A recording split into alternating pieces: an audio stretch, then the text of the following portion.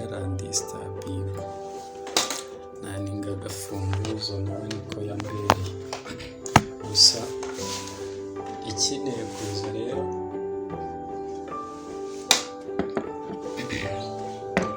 ikeneye kuza kubabwira kubaganiriza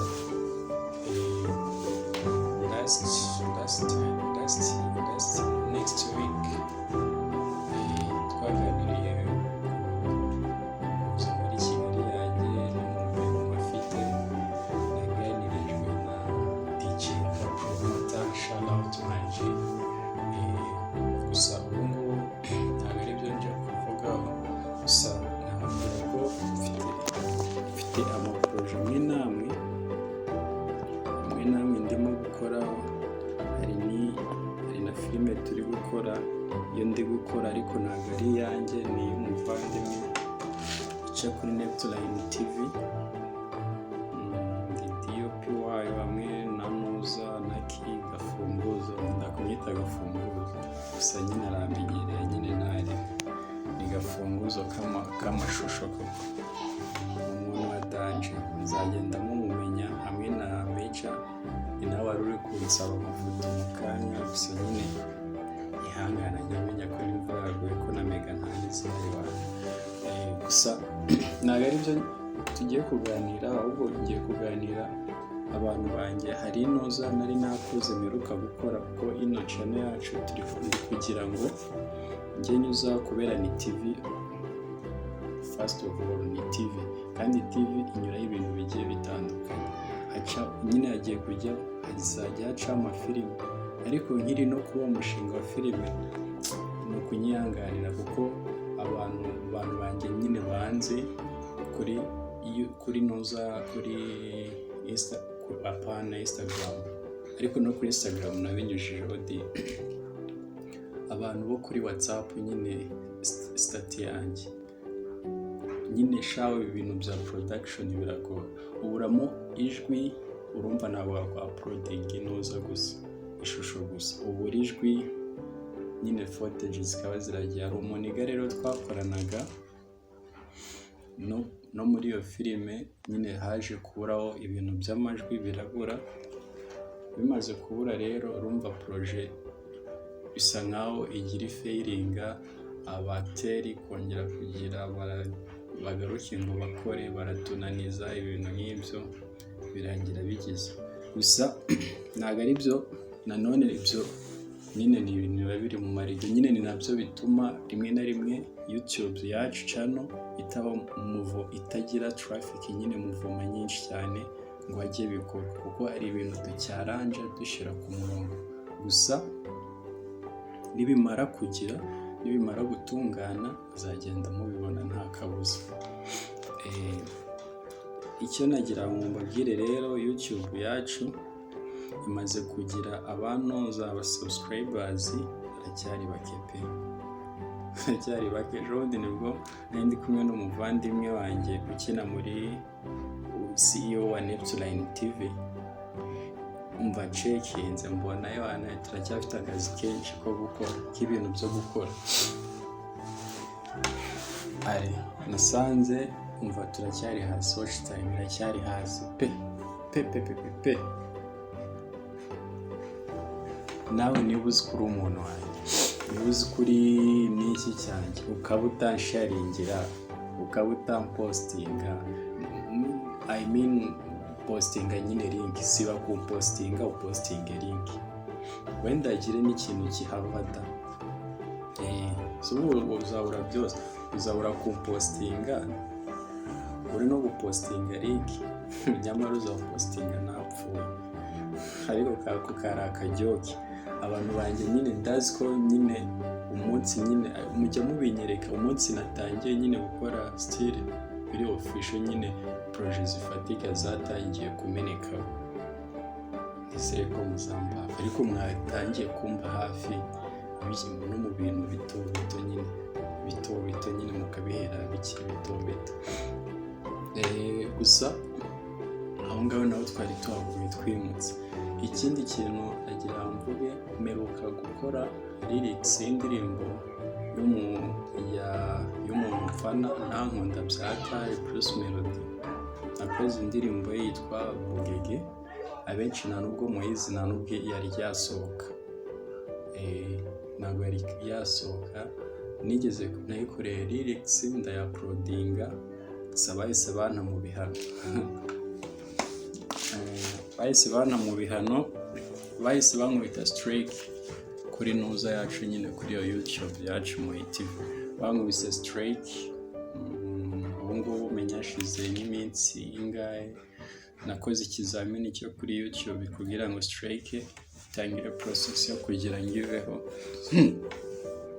Byagenze neza, ariko nyine naniyesikiza ku bantu, nyine ndi umufana ariko wari waregereye kwa proding boro y'umuntu itarasohoka man. Hari igihe nyine ubona ibintu just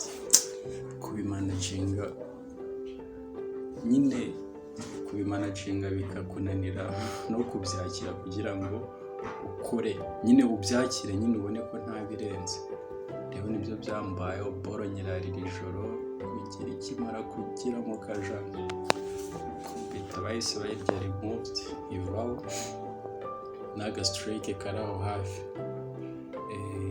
Gusa nyine ibyo nyine ni ingorane z'akazi zivamo zimwe na zimwe, nagenda mbabwira imbogamizi zimwe na zimwe zagiye zivaho zatumye nyine boro yacu mu TV itaba moved ngo ibe virus mu hantu hirya no hino, nyine n'ibikisubiza inyuma. Gusa bagira turacyari inkoza nyine, turacyakotana nyine, bizacamo nuko nyine wenda igihe aricyo kiba kitarashyira ibintu mu buryo. Gusa rero icyanteye kuza kubaganiriza ahangaha hagiye kujya hanyuraho ubuhamya bw'abantu bamwe na bamwe, gusa biracyari muri process. I think kuwa kane dufitanye gahunda n'umuntu natadukoshona tugahuza fresh, tuzakubita ubuhamya bw'umumama uzamwumva. Hari n'abavandimwe bo ku Gisenyi dufitanye imishinga n'imikoranire nabyo, ariko byo biracyari kuko ndacyafite igihe kinini ntacyo kugira ngo nsubire i Gisenyi. Byo bizatera umunsi nageze i Gisenyi ubwo muzabona project zabo zimwe na zimwe. Gusa ndacyari kumwe inaha n'abandi bavandimwe,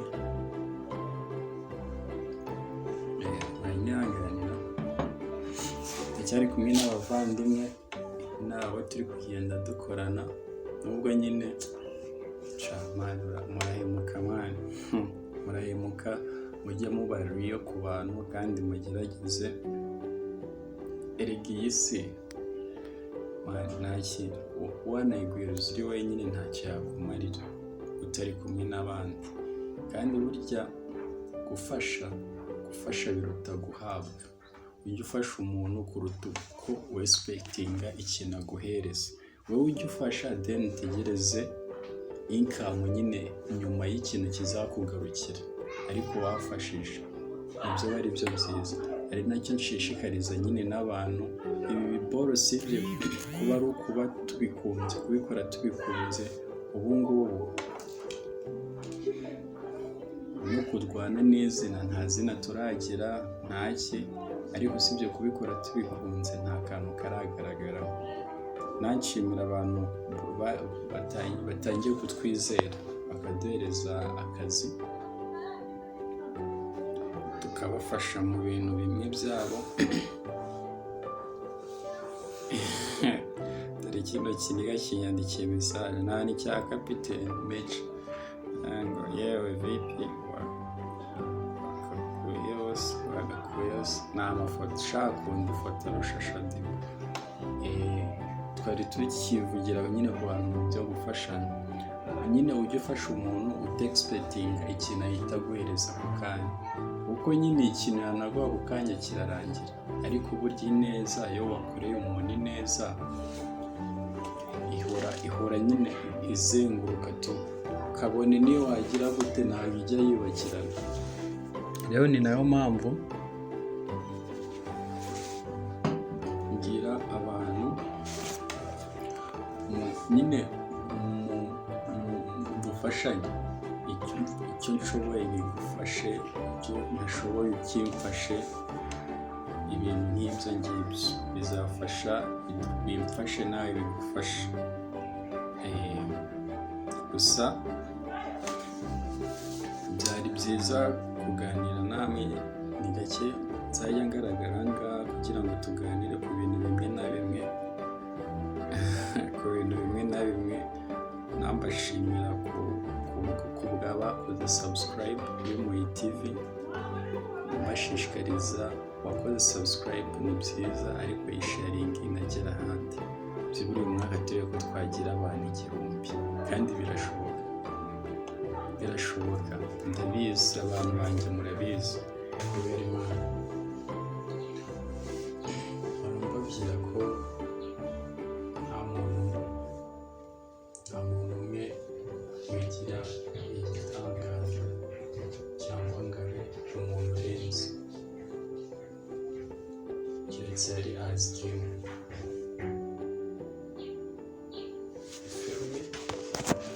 Nta muntu ushobora kuba umuntu wa danje, cyangwa waba umuntu wa danje yikorana cyangwa ari umwe. Ushobora kuba ufite ibitekerezo birenze cyangwa uri ahantu harenze whatever, ariko iyo udakolaboratinga n'abandi bigera aho nyine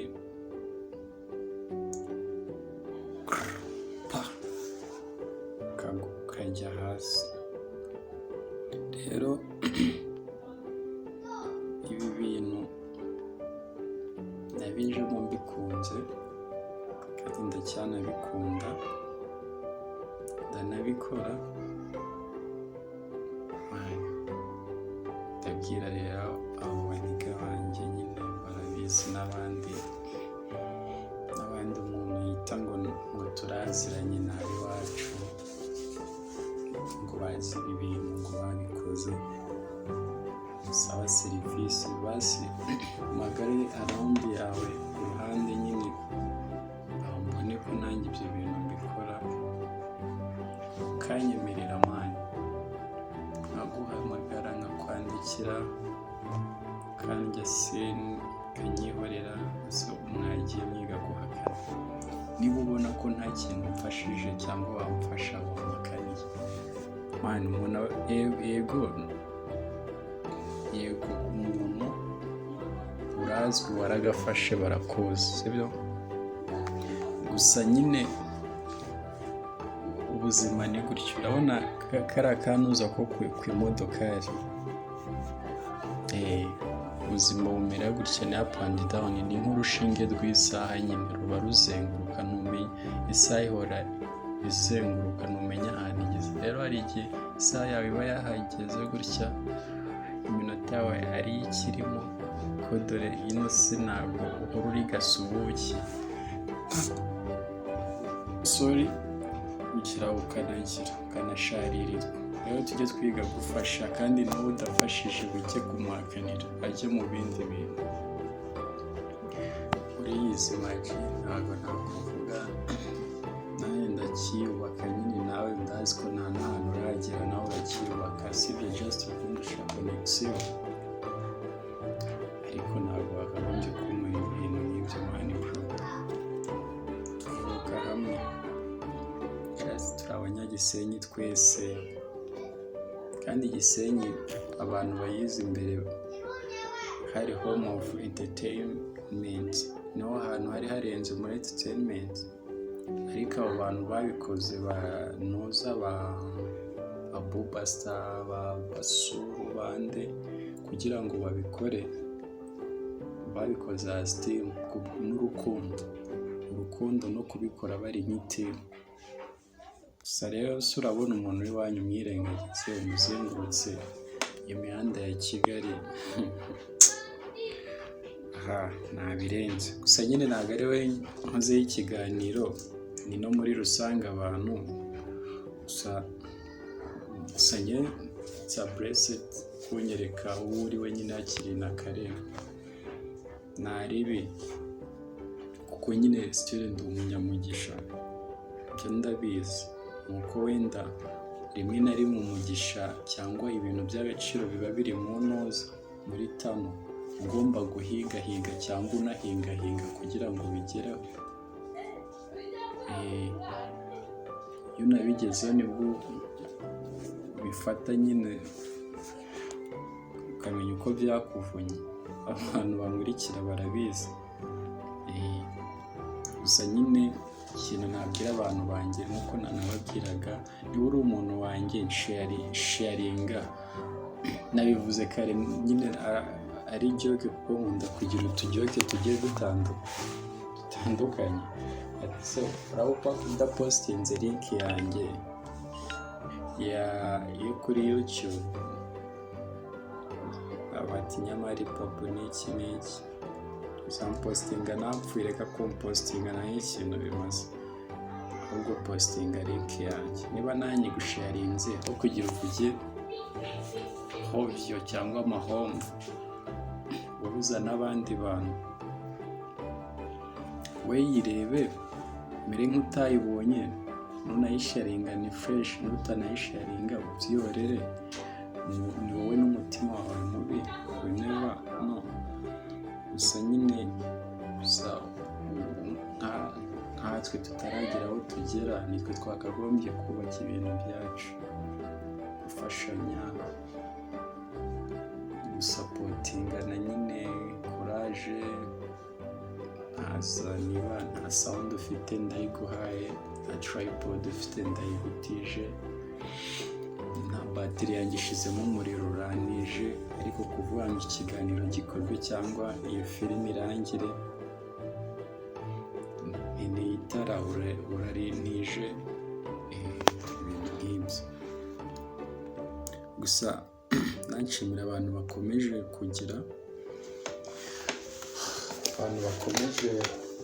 gukurikira, kutureba no kudukurikirana. Ni iby'agaciro kandi mujye mukomereza. Imitima mibi mwe ntayo musanganywe, ahubwo ntibakagira bashyiramo n'imitima mibi. Kandi mwarakoze cyane. Gusa nyine natwe ni igihe cyo kubatereka nyine tubigaragaza. Sawa, see you next